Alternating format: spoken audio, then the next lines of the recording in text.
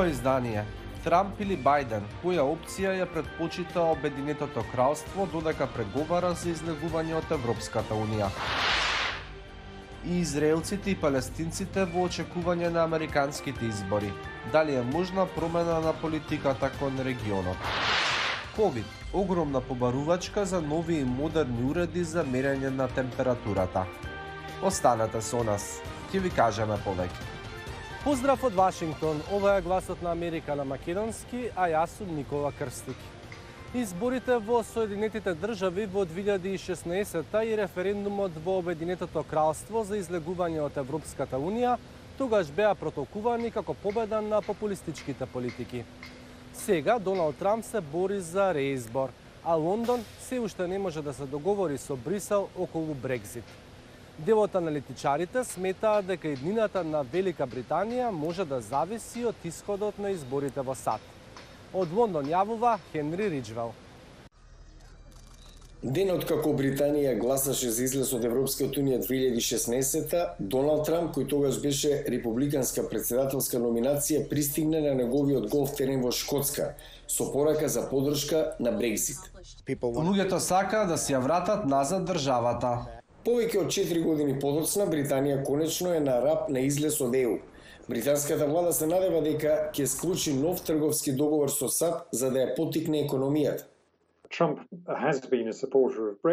Трамп е поддржувач на Брексит, но мислам дека од досегашните трговски преговори британската влада свати дека ништо не е бесплатно. Колку повеќе Обединетото кралство сака да влезе на американскиот пазар, толку повеќе отстапки и компромиси ќе треба да направи.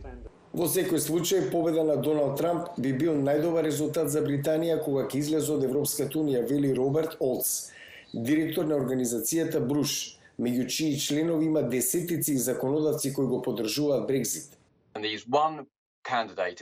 Има еден кандидат во председателските избори во САД кој е посветен да има добар трговски договор со Обединетото кралство, а тоа е председателот Доналд Трамп. Затоа ова е многу важно за Обединетото кралство и не е само политички избор. Работните места и можности во Британија навистина зависат од тоа Доналд Трамп да биде председател на САД. Но британските медиуми објавуваат дека конзервативната влада на Борис Џонсон се обидува да изгради односи со противникот на Трамп, Џо Бајден, поранешен критичар на Брекзит кој води во анкетите. Бајден неодамна ја предупреди Британија дека не би имало трговски договор со САД, ако Брекзит го ризикува мирот со Северна Ирска. Добра страна е што има поголема предвидливост и наклонетост кон трансатлантските институции како НАТО. Негативната страна е што Бајден има многу силни врски со ирската заедница во Америка, всушност произлегува од неа, така што во споредба со Трамп веројатно би заземал многу подсврс пристап кон Британија во однос на незините обврски кои произлегуваат од договорот за повлекување од ЕУ и протоколот за Северна Ирска. Некои умерени конзервативни законодавци, меѓу кои Даниел Фингелстајн, член на горниот дом на британскиот парламент, се надеваат на победа на Бајден. Мислам дека е многу важно за конзервативците што традиционалното повоено републиканство беше во можност повторно да се истакне наспроти вакво вознемирувачко републиканство на Доналд Трамп. Мислам дека неговиот пораз ќе биде дел од повторното откривање на овие вредности кај британската конзервативна партија. Британија се соочува со неизвестен Брекзит поради последиците од пандемијата на коронавирусот. Резултатот од изборите во САД би можел да игра голема улога врз идниот правец на државата, како што ќе се обидува да изгради нов пат надвор од Европската унија. Израелците и палестинците внимателно ги следат американските председателски избори. За многумина, Доналд Трамп е најпроизраелски ориентираниот американски лидер во историјата. Но дали евентуалната промена на власта во Вашингтон ќе значи и промена на политиките кон Израел?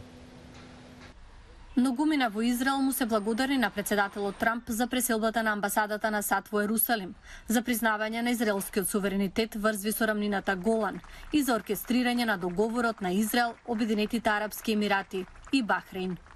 Многумина, особено десничарите, се надеваат на негов повторен избор. Ако Трамп е реизбран, мислам ќе видиме постигнување одбрамен пакт со Израел. Имаше многу разговори за тоа во првиот мандат. Мислам дека Трамп ќе продолжи да ги зголемува врските на Израел со арапскиот и муслиманскиот свет, како што видовме со Емиратите и Бахрейн. Од друга страна, палестинците, како и многу израелски левичари, велат дека е време Трамп да замине. Како палестинец во тек со случувањата последниве 4 години на Трамп, сакам промени. Не мислам дека председателството на Бајден ќе ги промени работите и ќе ги стави сад на вистинската патека, но верувам дека предизвикувањето штета ќе запре. Многу израелци, вклучувајќи го и премиерот Бенјамин Нетањаху, силно се противат на иранскиот нуклеарен договор кој беше постигнат под поранешниот председател Барак Обама. Тие го поздравија повлекувањето на Трамп по договорот и стравуваа дека Бајден може повторно да го врати во сила. Израелската влада, премиерот и јавноста се мощно загрижени за победата на Бајден од две причини. Прво, тој беше дел од администрацијата на Обама. Израелската влада и повеќето израелци го сметаат пристапот и политиката на Обама кон Иран, израелско-палестинскиот конфликт и други прашања како катастрофално. Но други аналитичари сметаат дека администрациите и на демократите и на републиканците воглавно го поддржуваат Израел. За нив е можност со евентуална победа на Бајден да се обнови израелско-палестинскиот мировен процес, што би било од интерес за двете страни. Победата на Џо Бајден и Демократската партија во однос на Израел и регионот веројатно ќе значи враќање кон мировниот процес што вклучува две страни, а не една страна и САД. Не мислам дека ќе има враќање на договорот на столетието што го почна председателот Трамп и неговата администрација. Иако изборите во САД се важни за регионот, израелците се повеќе фокусирани на она што го гледаат како корупција на нивната сопствена влада и неуспешно справување со кризата со COVID-19. Како што фирмите се отвораат, а вработените се враќаат во канцелариите, така и уредите за мерење на температура од далечина стануваат се побарани. Елизабет Ли известува за ова. Во време на COVID-19, многу бизниси како овој бараат муштериите да минат тест со мерење на температура пред да влезат. Проверката на температурата треба да ја вршиме постојано и тоа можеме да го правиме автоматизирано. Многу бизниси кои очекуваат присуство на поголем број луѓе бараат уреди кои може да проверуваат телесна температура побрзо за влегувањето да биде експедитивно. Училишта, забавни паркови, спортски стадиони. Иако оваа технологија за мерење температура не диагностицира заразеност и не секој со COVID-19 има температура, глобалната побарувачка е огромна. Првично испраќавме по 10 уреди месечно, а сега по 100 дневно. Многу компании, вклучувајќи ја Thermotechnics, развија камера со инфрацрвени зраци за мерење на телесната температура.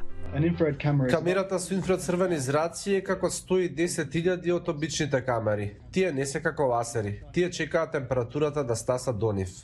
Од FLIR велат дека уредите за мерење температура, вклучувајќи ги и камерите, станале поефикасни со годините. Сега гледате повеќе машини што сами се усовршуваат со вештачка интелигенција кои помагаат во процесот на скенирање, што пак овозможува побрза и поконзистентна точност.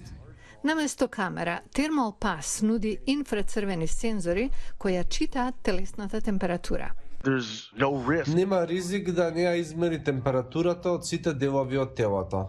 Компанијата Cognites нуди инфрацрвени и оптички сензори кои заедно со камера не само што ја мерат температурата, туку детектираат дали некој носи маска или држи социјално растојание. Додека уредите за мерење температура може да делуваат превентивно за вирусот, здравствени лица сугерираат повеќе тестирања за диагностицирање на COVID-19. Тоа е се за ова издание на Newsflash. Следете не и утре на истото место и во истото време. Поздрав од Вашингтон.